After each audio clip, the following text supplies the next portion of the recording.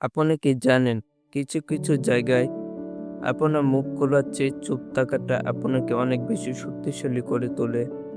Number ১, যখন আপনি রাগান্বিত হন তখন রাগের মাথায় বলা একটি কথা আপনার বছরের পর বছর গড়ে তোলা সম্পর্ক এক মুহূর্তে শেষ করে দিতে পারে। তাই আগে শান্ত হন, তারপর কথা বলুন। নাম্বার ২, যখন আপনার কাছে পর্যাপ্ত তথ্য নেই, কোনো বিষয়ে অর্ধেক জেনে কথা বলা বোকামি। চুপ থেকে আগে বিষয়টি জানুন, এতে আপনার সম্মান বাড়বে।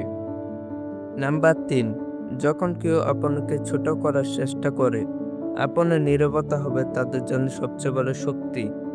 মনে রাখবেন, সিংহ কখনো কুকুরের গেউ গেউ এর জবাব দেয় না। মনে রাখবেন, কথা বলতে শেখার জন্য আমাদের ২ বছর সময় লাগে, কিন্তু কোথায় চুপ থাকতে হবে তা শিখতে পুরো জীবন কেটে যায়।